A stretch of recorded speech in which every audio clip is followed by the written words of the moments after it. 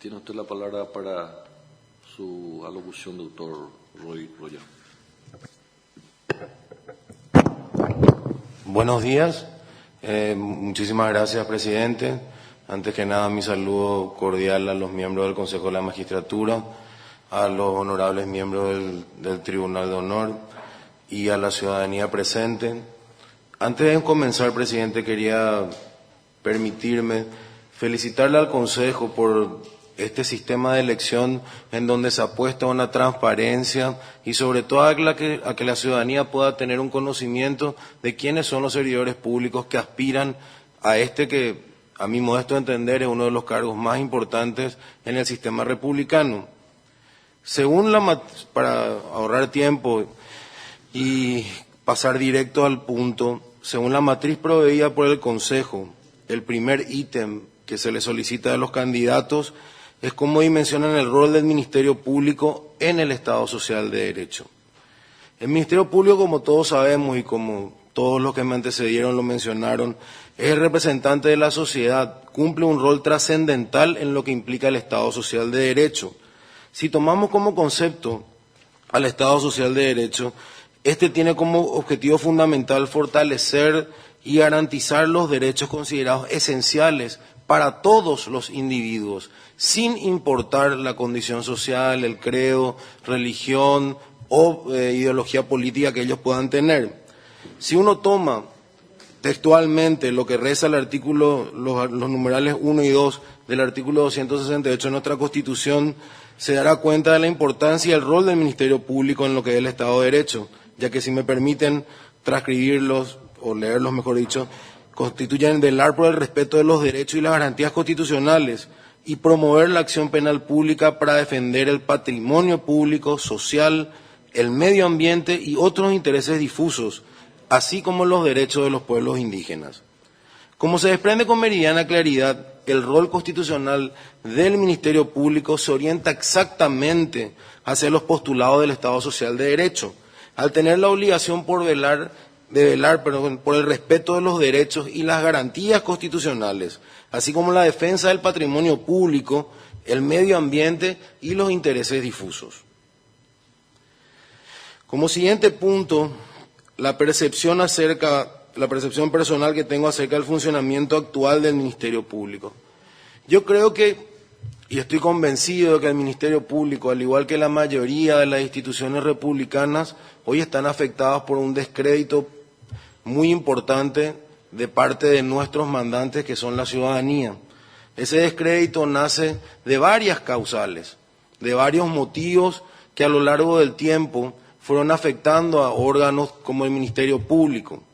En ese sentido hay que resaltar que el Ministerio Público, desde sus inicios a la fecha, en lo que es infraestructura, en lo que es recursos, en lo que es logística, ha crecido de una manera significativa, ha alcanzado una distribución a nivel nacional que sus pares órganos extrapoder no pudieron obtener a lo largo del mismo transcurso de tiempo.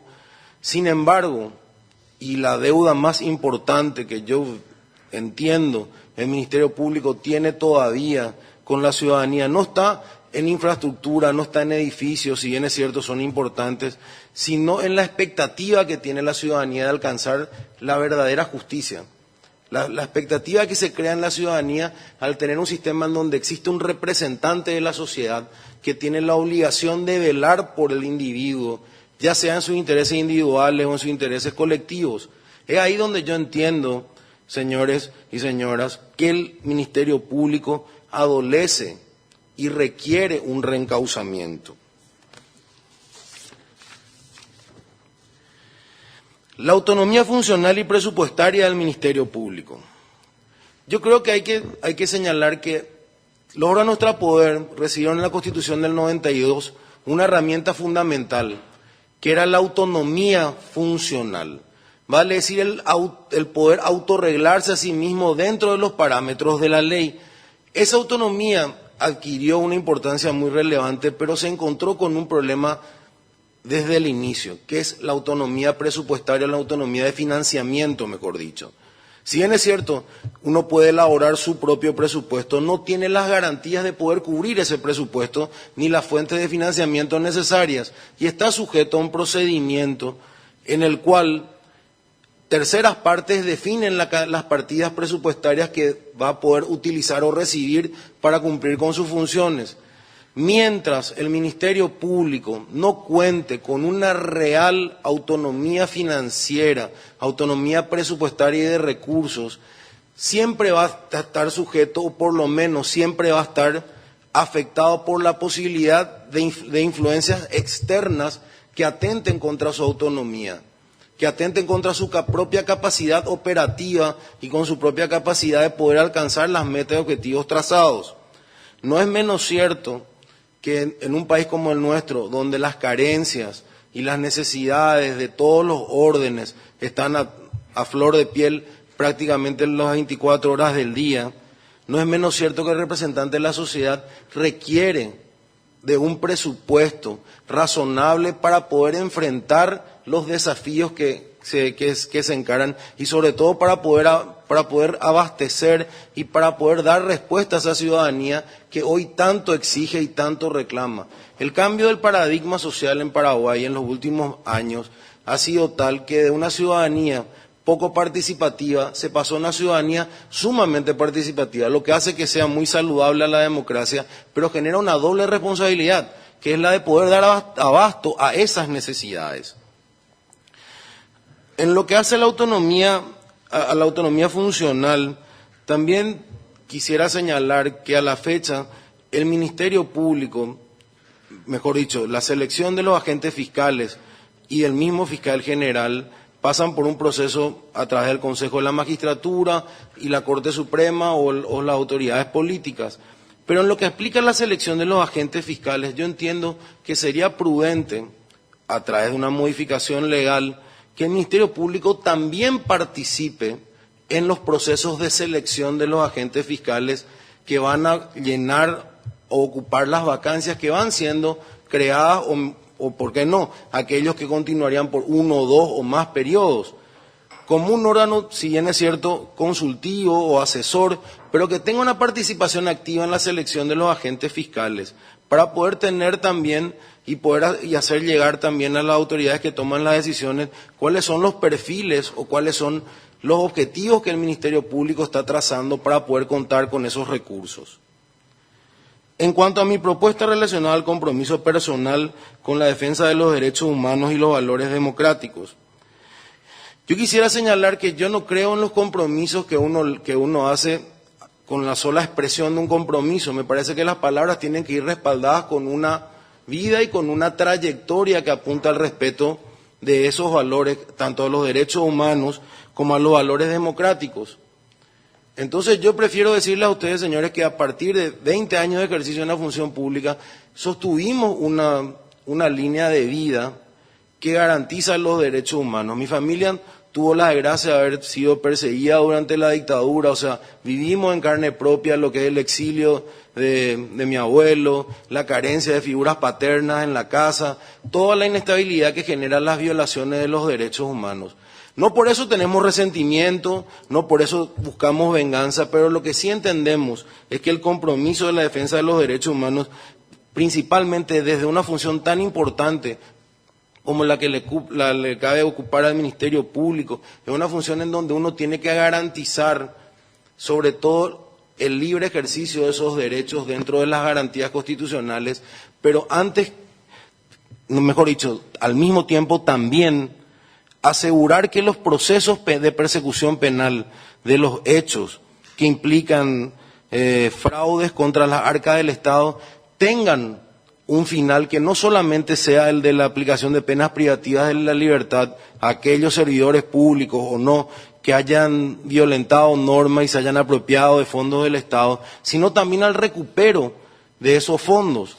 Porque si uno mira, o por lo menos como me tocó a mí recorrer el Paraguay de punta a punta por la función que me tocó desempeñar dentro del Estado, si uno mira los derechos humanos que están siendo vulnerados, el acceso al agua potable, a una vivienda digna, a trabajo, a la educación, a la salud, eso esas carencias, esas deficiencias en derechos fundamentales están basadas principalmente en la corrupción galopante que se apoderó de esos recursos que en ese momento debían haber ido direccionados a cumplir con esas obligaciones que tiene el Estado de proveer hacia sus ciudadanos.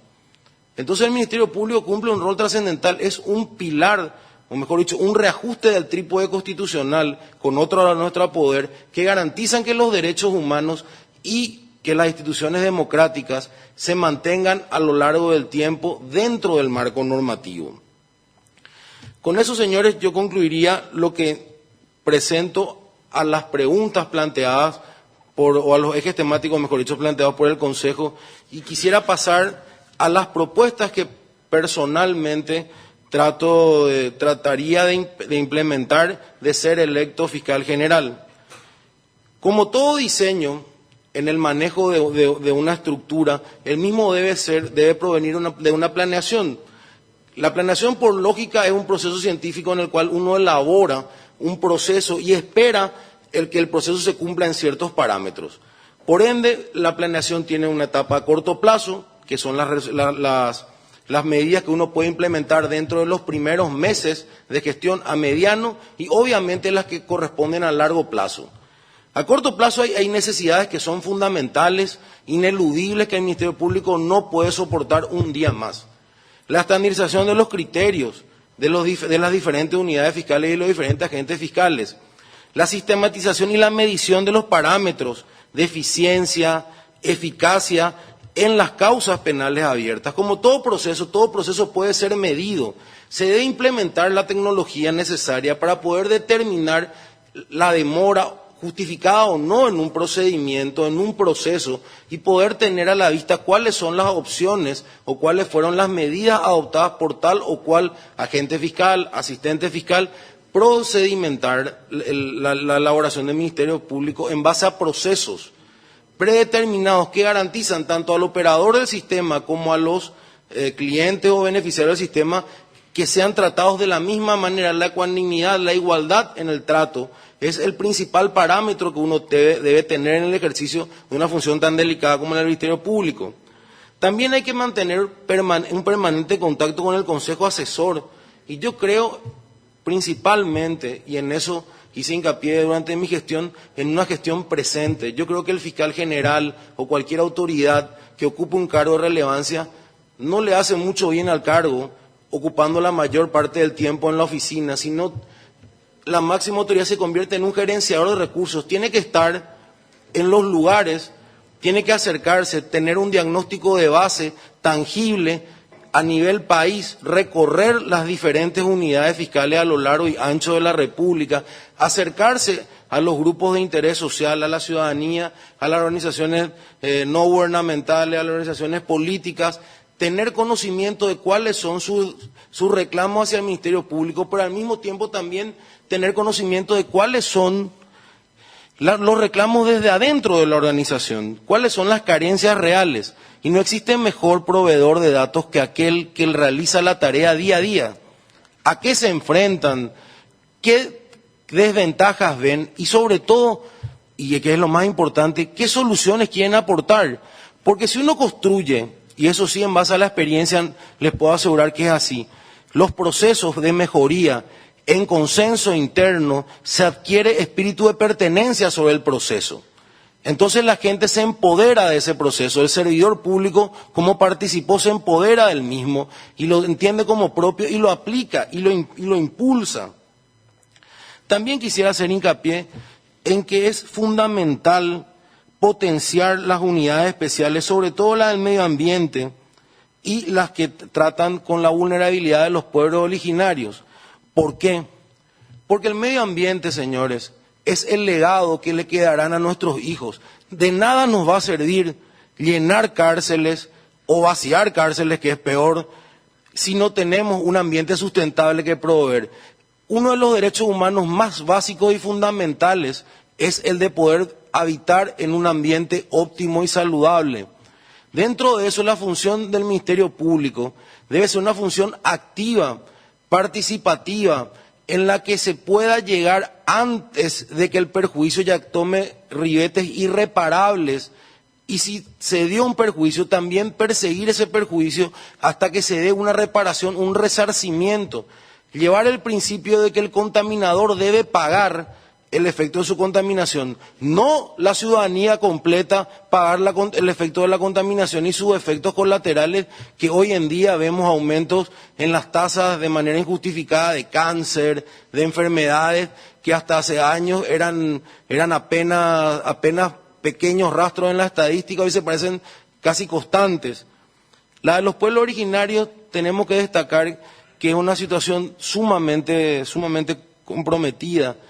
Estos pueblos originarios se encuentran enfrentándose a los avatares económicos y políticos, perdiendo día a día el territorio que para ellos, en su concepción del universo, no es solamente un pedazo de tierra, sino que es el cordón umbilical con el universo. Y esa gente está desprotegida. Esas son necesidades que se tienen que atender para ayer, no para mañana.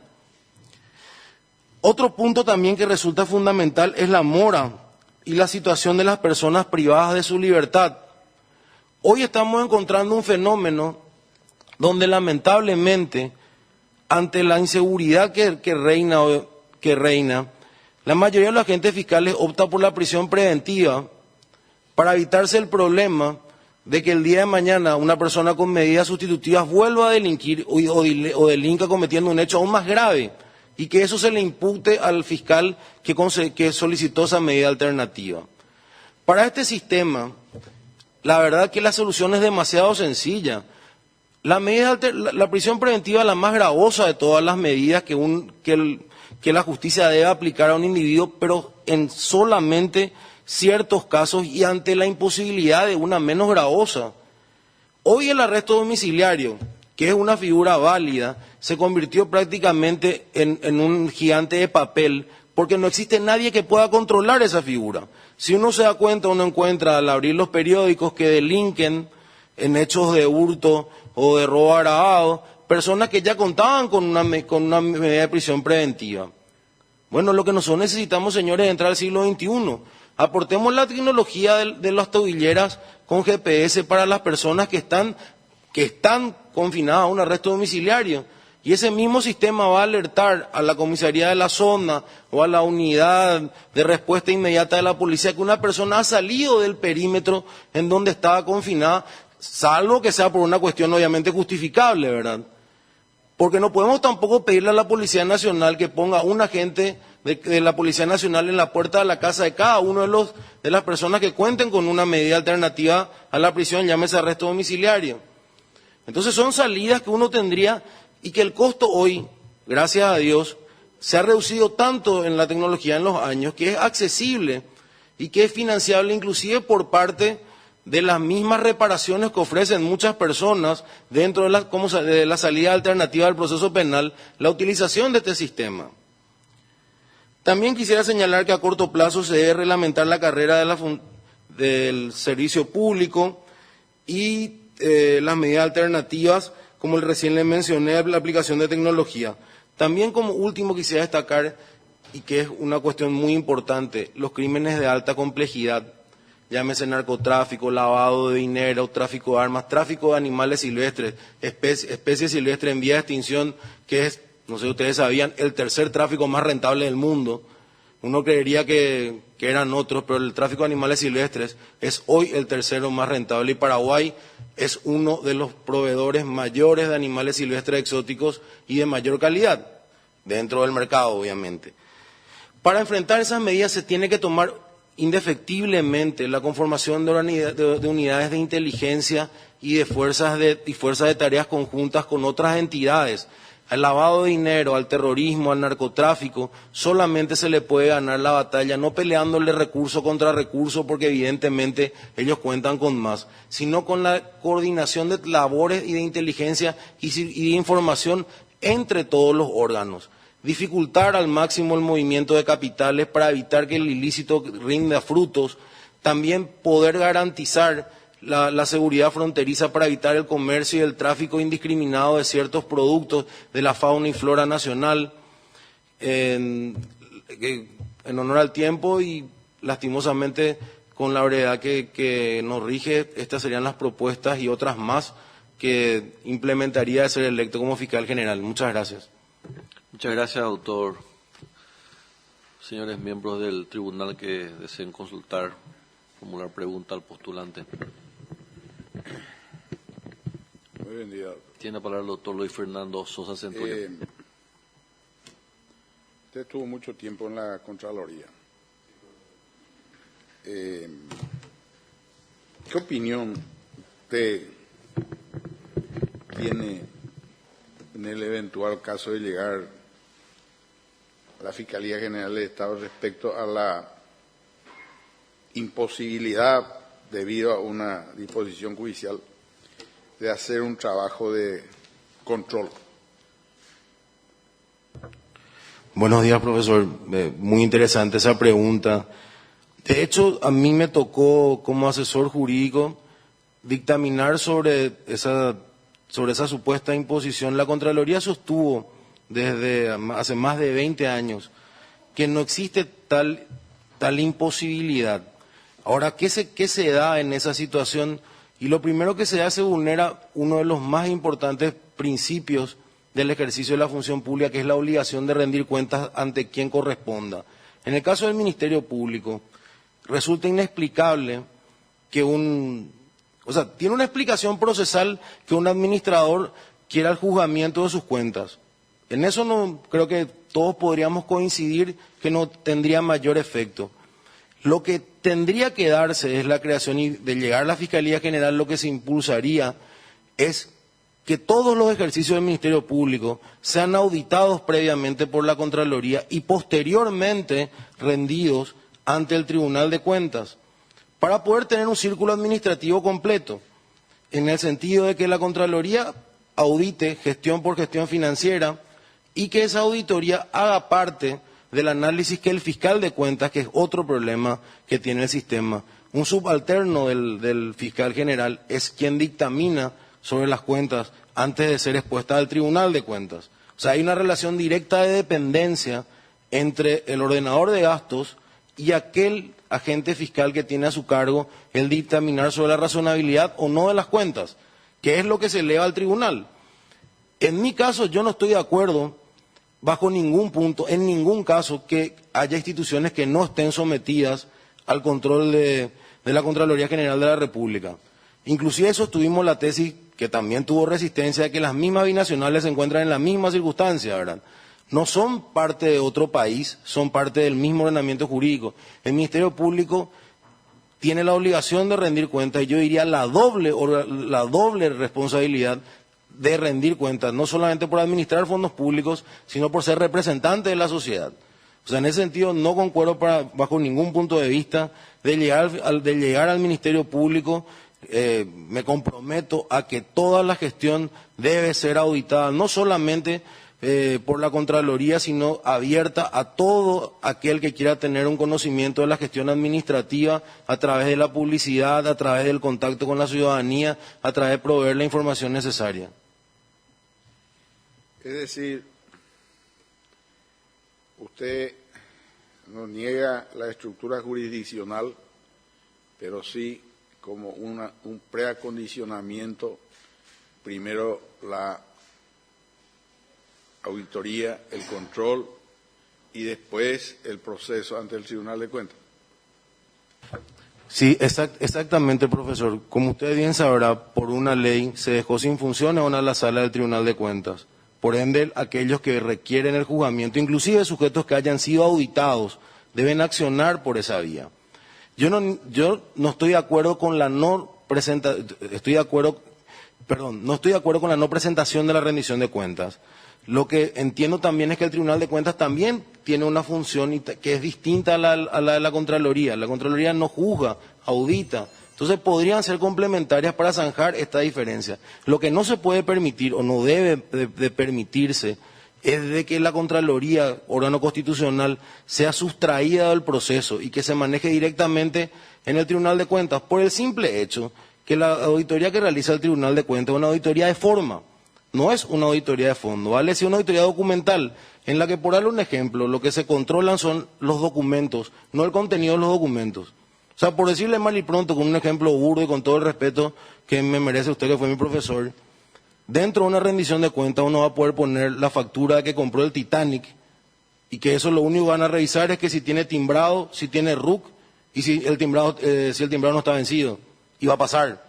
Nadie se va a tomar la molestia de analizar si se compró un barco que se hundió en 1912 y que está en el fondo del... O sea, esa es la diferencia que uno entiende en el proceso de juzgamiento. Entiéndame que es muy importante esta acotación suya porque lo que se está cercenando es una interpretación de efecto jurisdiccional, porque se puede tomar como antecedente a los efectos de imputaciones de actos irregulares. Claro. Entonces, hasta este momento, lo que se buscaría entonces es la modificación normativa. Así mismo. Que, si es posible, salga de la propia enunciación de la Constitución Nacional respecto a los efectos de los dictámenes de la Contraloría General. ¿Estoy bien orientado? Si me permite hacer una pequeña precisión, de hecho, las recomendaciones por ley de la Contraloría son de carácter obligatorio. Lo que acá se tiene un problema es que las sentencias de juzgamiento del Tribunal de Cuentas causan estado y que en muchos casos administradores recurren por la vía de la prejudicialidad al Tribunal de Cuentas para frenar causas penales. Y una vez que las cuentas sean aprobadas, se da una disyuntiva de que cómo puede se constituir un hecho punible, una conducta que ha sido administrativamente aprobada y que ha sido aceptada por el órgano jurisdiccional competente, que en ese caso es el Tribunal de Cuentas, en donde no es parte otro que el mismo rindiente. O sea, es una situación muy compleja, como usted bien señaló, por la situación jurisdiccional, pero no obstante la salida, que es algo que sí se planteó en su momento, hace 2 años, a instancia del presidente de la Corte Suprema de Justicia, para paliar esa carencia legislativa hoy. La Contraloría sostiene su autonomía históricamente, pero para paliar que se solicitó que el Tribunal de Cuentas recurra como un coadyuvante a la Contraloría antes de dictaminar. Eso lamentablemente no se llegó a consolidar en un proceso, pero desde la Fiscalía General sería impulsado, o sea, si soy electo, que independientemente a la modificación del marco normativo, que se exija contar con ese dictamen para poder emitir una opinión, que es atribución neta del fiscal general dentro de sus instructivos, y con eso zanjar la situación hasta tanto se pueda, que lo ideal, modificar la ley de tal forma que esto sea indubitable. La ley sería la Constitución. O la reglamentación, que es o la ley que es atacada inconstitucional para darle funciones otra vez al Tribunal de Cuentas, que es la acción de inconstitucional que se plantea. En realidad no se plantea una acción contra las auditorías, sino contra el dejar sin función al Tribunal de Cuentas en lo que es juzgamiento. No se plantea contra la Contraloría. Muchas gracias, doctor Luis Fernando Sosa Centurión. A otro miembro que tiene ese formular pregunta al postulante, la doctora Amparo Samaniego, Ciudad de Pacielo. Buenos días, doctor. Usted habló de carrera del servicio público o carrera fiscal específicamente. Carrera fiscal específicamente. Ahora, estoy curiosa por una cosa que dijo usted. Jamás me hubiera imaginado que el comercio de los animales fuera más lucrativo que el narcotráfico. No, es el tercero. Primero está el tráfico de armas, segundo el narcotráfico, el tercer tráfico es el de animales silvestres. Gracias. Pero por la relación de costo-beneficio, yo creería que segundo inclusive. Muchas gracias. Con otro miembro para una consulta, señores miembros del Consejo de la Magistratura. Tiene la palabra el doctor Adrián Salas Coronel.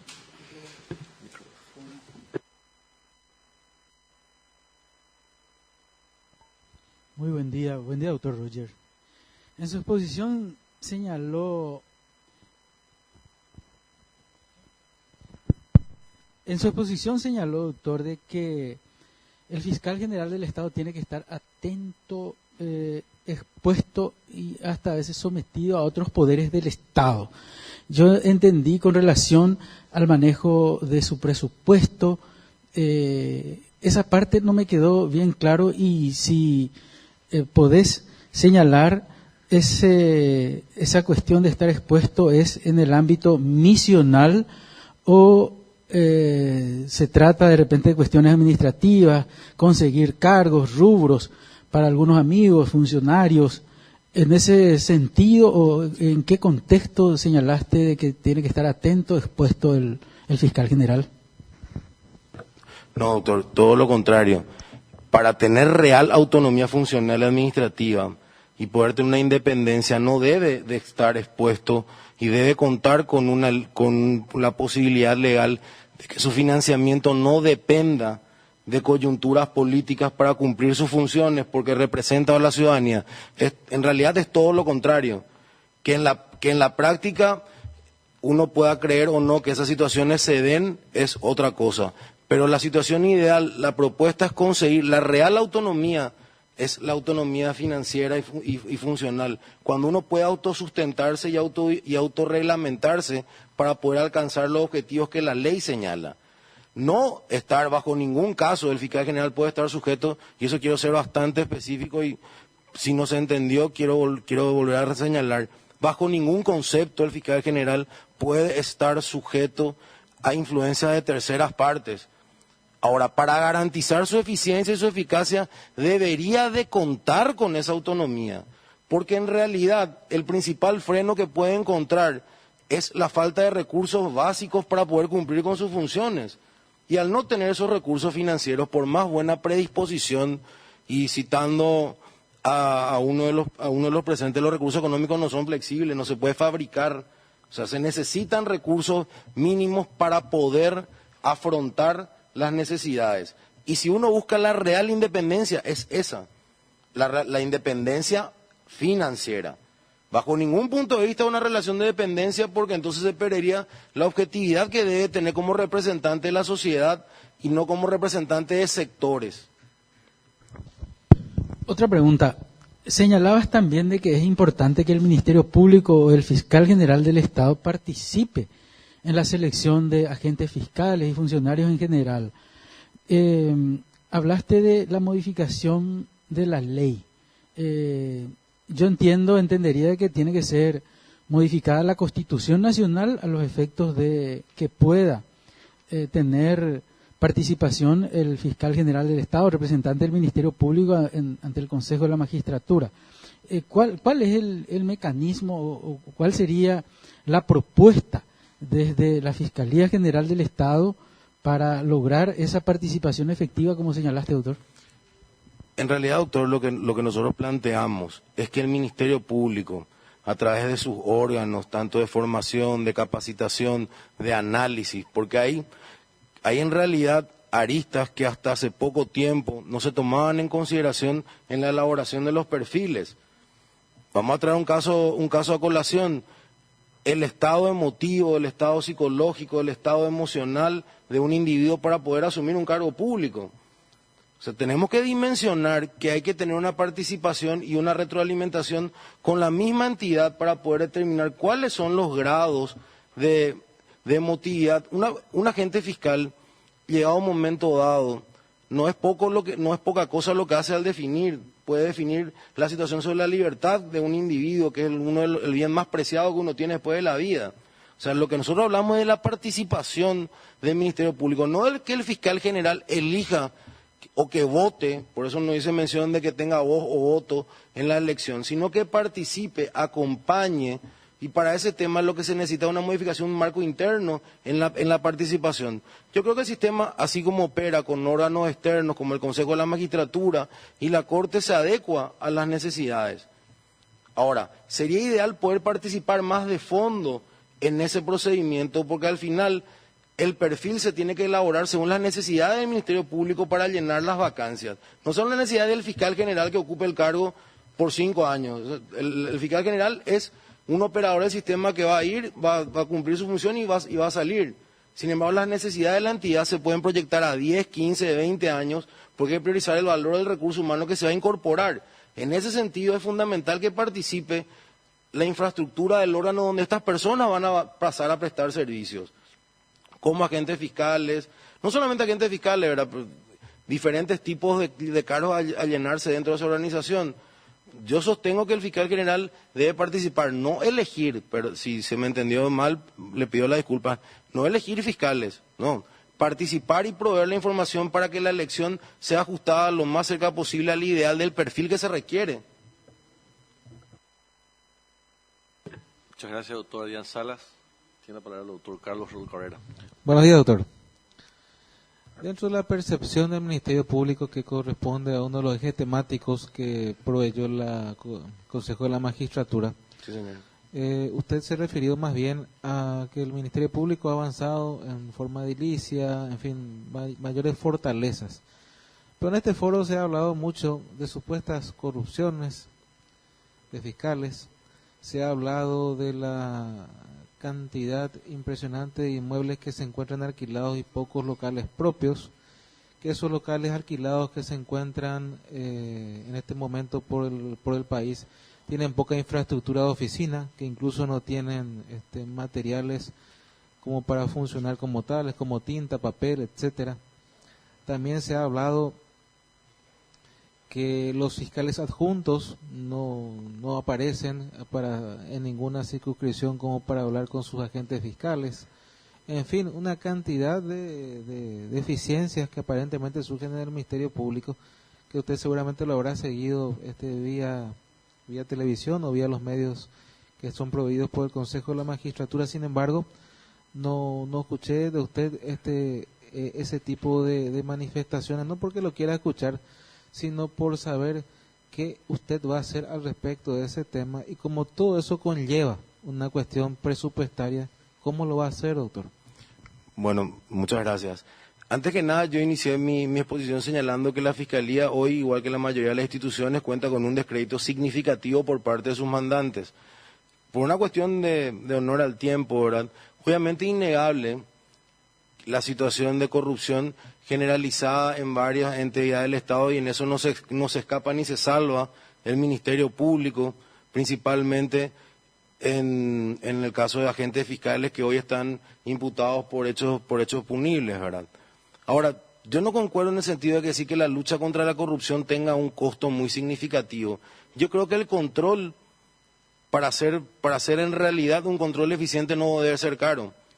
Ahora, lo que acá hablamos es de una estructura de fiscalía presente, de adjunto presente, de monitoreo permanente de las causas, del que el adjunto esté recorriendo. Si el adjunto no está, ya tenemos un problema. Mi solución sería sencilla: este señor no puede ser adjunto. Si no está en condiciones de ser adjunto, porque no vive en el lugar donde está designado, y tiene que irse y venir, bueno, entonces que no se presente para el cargo.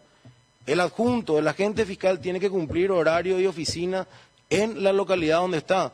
Y tiene que haber un monitoreo, ya sea vía inspectoría o vía otros órganos, de seguimiento y de inventario de las causas que se encuentran pendientes. Eso no genera costo, porque los funcionarios que deben hacer esas funciones ya están dentro de la organización. Lo que se necesita es convertir a una organización en eficiente y eficaz dentro de los parámetros de rendimiento. Para hacer eso es organización, es organizarse, señores, es poner funciones, es sentarse a decir: esto se trabaja por proceso. Usted se encarga de monitorear los expedientes, usted se encarga de monitorear la gestión del adjunto. El adjunto tiene que informar por acta, haber recorrido todas sus circunscripciones mensualmente. Y si no está en condiciones de hacerlo, salvo que tenga una causal de justificación muy significativa, debería de dar un paso al costado, porque en realidad es el delegado del fiscal general. El fiscal general no puede estar en los 17 departamentos al mismo tiempo. Venía a decirle que una persona va a hacer eso, venía a querer mentirle de una manera descarada a ustedes. Acá lo que hay que es delegar las funciones, pero con un sistema de control que te permita. Vivimos en el siglo XXI. El acceso a la tecnología cada vez es más barato, cada vez está a alcance. Utilizar las herramientas tecnológicas para llevar el control. Yo escucho el reclamo de mis colegas que dicen: te vas, querés hablar con el agente fiscal, tener una audiencia. Nadie le vio al señor, nadie sabe dónde está. Siempre está en juicio oral. O averiguar y no hay ni un solo juicio oral ese día. O sea, también está en publicar y en hacer público cuáles son los juicios orales, entonces que la gente no tenga excusa para no asistir a su oficina. Hay un sistema sancionatorio El agente fiscal cumple horarios, señores, igual que cumple el asistente. O sea, hay que depurar la organización en ese sentido. Si bien es cierto, por una cuestión de tiempo, no cité todas las irregularidades que hoy por hoy se atacan al Ministerio Público. El Ministerio Público está severamente golpeado en su credibilidad, y está severamente golpeado en su credibilidad porque dentro de la ciudadanía existe la percepción de que no todos, y eso hay que señalar, no todos los agentes fiscales se prestan a venalidades y hechos de corrupción. Entonces, hay que asomar un mecanismo de control, y en eso es muy importante tener experiencia administrando recursos públicos y administrando personal, que es una diferencia muy grande. O sea, es un plus que uno tiene que tener, el poder controlar personal, el poder controlar el rendimiento y el desarrollo de los procesos. Y sobre todo el trabajar por procesos ofrece una ventaja, que ese sistema puede ser seguido e implementado por cualquier persona. Entonces no se depende ya del individuo, sino se depende del respaldo documental. Yo creo que con eso, y eso le puedo asegurar que el costo de eso es cero, porque el personal está, los adjuntos están, todos están en donde tienen que estar. Es organizar la casa para que esa información fluya. No hace falta que traigan el memo desde Ñembucú hasta acá, no, que te envíen el memo donde está el informe de gestión del fiscal adjunto por mail. No tiene ni un costo. No hace falta, o sea, hay que entrar a racionalizar gastos y costos que no son vitales, ya que los recursos económicos, vuelvo a decir, no son flexibles. Tenemos que enfrentar otras situaciones. Por eso yo concuerdo, la Fiscalía tiene severos problemas de corrupción, pero es potenciar la unidad de investigación interna con técnicas de investigación, es también el hacer público, pero eso sí requiere una modificación normativa, las declaraciones juradas de bienes y rentas, salvo que las sean públicas voluntariamente. Yo, de ser electo fiscal general, publicaría la mía, por ejemplo. No puedo obligar a la otra persona a que lo haga, pero entiendo que es un paso muy importante dentro de la transparencia, poner a conocimiento cuál fue tu patrimonio al ingresar a la función y cuál fue tu patrimonio al salir. O sea, medidas para paliar y luchar contra la corrupción y tener líneas abiertas de denuncia ciudadana que garanticen el anonimato sobre la gestión de sus agentes fiscales. Un fiscal que no se va a trabajar es casi tan malo como un fiscal que sea corrupto, porque está negando el acceso a la justicia. O sea, ahí yo no le veo tanta la diferencia. Una persona que no honra el cargo de agente fiscal, de representante de la sociedad, y no le interesa irse a trabajar y quiere quedarse en su casa, y yo le diría que se quede en su casa y que vea qué va a hacer de su vida. Pero para eso nosotros tenemos que tener un sistema de control donde se le tiene que decir, señor, usted no se presentó a trabajar sin ningún justificativo el día 4, el 7, el 9, el 15, el 25. ¿Qué hacemos? Sumario, apercibimiento, a la segunda ya vemos alguna otra salida. O sea, los mecanismos de control, yo le aseguro, no tienen, en este tipo de controles, no tienen un costo agravado y ofrecen el beneficio de la transparencia. No sé si contesté su pregunta. Gracias. Gracias, doctor Cabrera.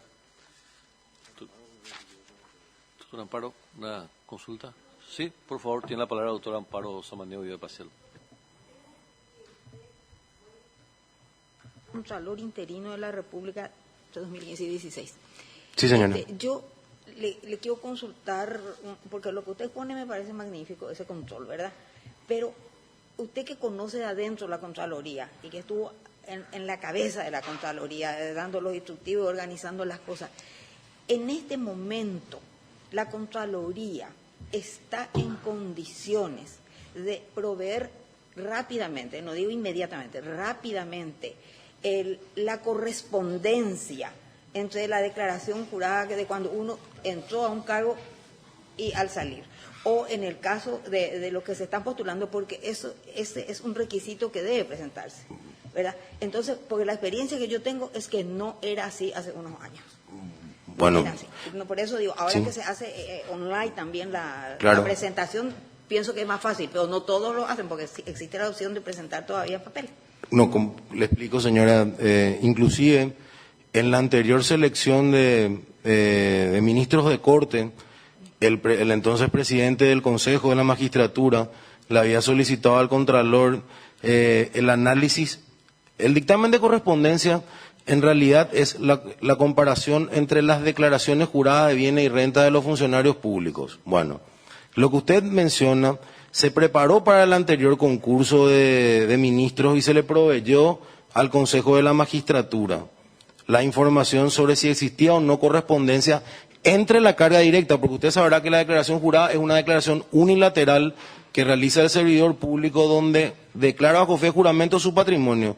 Entonces, ¿qué se puede hacer inmediatamente? Rápido, porque como usted señala, es la comparación directa de la carga entre lo que declara la persona y lo que está presentado, ¿verdad? Si ahí se arroja una diferencia superior al 35%, se entiende que no hay una razonabilidad. ¿Por qué se utiliza el coeficiente de 35%, que es también bastante cuestionado? Es porque ese es el margen de endeudamiento que reconoce el sistema financiero cuando usted o cualquiera de nosotros se presenta a solicitar un crédito y analizan cuál es su situación patrimonial, entienden que su margen de endeudamiento ronda el 35%, porque el resto de sus ingresos, en teoría, son los que utiliza usted para cumplir con sus necesidades básicas, otras obligaciones que tenga. Ahora, eso se puede hacer inmediatamente. A mí me tocó ser el proyectista del nuevo sistema con otros compañeros, ¿verdad?, de procesamiento de declaraciones juradas de bienes y rentas. Lastimosamente, nosotros recién hace unos años contamos con una plataforma digital para poder procesar las declaraciones y que sean cargadas. Inclusive hoy, solamente la primera declaración es física. Las siguientes ya se hacen directamente en la plataforma para evitar el traslado del funcionario hasta Asunción a presentarlas. Al estar en la plataforma digitalizada se acelera mucho más, pero lo que nos falta para poder hacer en tiempo real es la conectividad con bases del sistema financiero, de datos, de identificaciones, del registro del automotor, de las diferentes superintendencias, porque otra posibilidad que se da es que la persona no declare la totalidad de sus bienes o los subvalore de una manera significativa para no incurrir en ese margen. Es una forma de eludir el sistema. Pero lo que sí se puede hacer inmediatamente es lo que se le proveyó, y de eso creo que el mismo Consejo le puede proveer a usted, doctora, los antecedentes cuando se hizo la elección para el anterior de miembro de la Corte Suprema, ¿verdad? Que a pedido del Consejo se había realizado el dictamen rápido, se le llamó en ese momento. Pero es un sistema que una vez que esté plenamente con sus módulos operativos y en línea, va a ser del 100% y va a tener alerta donde vaya saltando todo funcionario que vaya saliendo del margen para que ese sea puntualmente analizado. Gracias, doctor. Muchas gracias, doctor Amparo Samanío de Pacielo. Doctor Roger, le quiero consultar acerca de una publicación y nos gustaría si puede aclararnos al respecto. Una publicación en la que menciona que usted ha sido objeto de denuncia ante la Fiscalía Anticorrupción por supuestos hechos punibles contra el patrimonio público, habiendo cumplido el cargo de director de Asuntos Jurídicos en la Contraloría General de la República. El caso específico es el supuesto blanqueo en la gestión en la municipalidad de Ciudad del Este. Sí. ¿Qué puede decir respecto a otro? Si me permite hacer una precisión, presidente. Antes que nada, no fue una denuncia del Ministerio Público, fue una denuncia de un conjunto de abogados. El adelanto fue desestimada por el Ministerio Público, pero justamente quisiera aprovechar este foro para aclarar esa situación. En esa denuncia a mí se me impugnaba el crimen de haber dado una entrevista a un medio de prensa de Ciudad del Este, donde el periodista me solicitó que le leyera las conclusiones finales y me hizo la pregunta puntual de que si en el marco de esa auditoría que había realizado la Contraloría, que ya quiero adelantar que el asesor jurídico no hace auditoría, no participa del proceso auditor dentro de la Contraloría, no es parte de ningún eslabón del proceso de la auditoría. Sí del dictamen que analiza la auditoría, pero esa es otra cosa. Entonces fui denunciado porque leí la copia del informe al aire, ¿verdad? En ese sentido, el Ministerio Público entendió que no había ningún indicio, ya que al no ser parte de la auditoría, al documentalmente probado lo que le estoy señalando, del cual si hubiese tenido conocimiento le hubiese traído, ¿verdad?, las copias de los procesos internos de la Contraloría. No soy parte, no fui parte, no puedo, al no ser parte, mal podría yo blanquear una gestión, pero lo más anecdótico de esa denuncia es que le denuncian al administrador y a mí por blanquear, pero sin embargo no le denuncian al intendente por, en teoría, apropiarse de fondos y a los auditores por blanquear los fondos. Entonces me denuncian a mí y textualmente por haber, creo que el término era instigado al error de la ciudadanía, algo así era, que al dar esa entrevista, porque eso es lo único que había, una entrevista a una radio, que después nos enterábamos que estaba vinculada a la radio a una cuestión política de la situación, a un grupo que apoya la gestión del intendente, que entre paréntesis si fue reelecta después de eso también, ¿verdad? Que apoya esa gestión. Entonces, la verdad que la denuncia no tenía ni pies ni cabeza, no señalaba conductas, nunca fui llamado a declarar, me puse a disposición, la misma fue desestimada creo que 7, 8 meses después. Me abstuve de tomar acciones porque entendí que no vale la pena accionar contra personas que evidentemente tienen un error muy importante en lo que es el desarrollo del derecho y sobre todo yo quisiera creer que un desconocimiento inmenso de la función de la Contraloría, porque la Contraloría no juzga, o sea, mal podría blanquearte, no causa Estado, un dictamen de la Contraloría, que en este caso no era un dictamen, era una auditoría, y en esa auditoría era solamente un fondo, ni siquiera estamos hablando de todos los fondos. Entonces, con esos argumentos, yo entiendo que el Ministerio Público obró conformidad a derecho, desestimó la causa, ¿verdad? Es más, le diría que nunca tuve un órgano del Estado que me haya denunciado, ¿verdad? Ni la Fiscalía, ni la Secretaría de la Función Pública, ni ningún otro. Jamás tuve un sumario administrativo, creo que ni siquiera una multa de tránsito no tengo. Fue un caso bastante anecdótico porque era una denuncia muy especial, ¿verdad?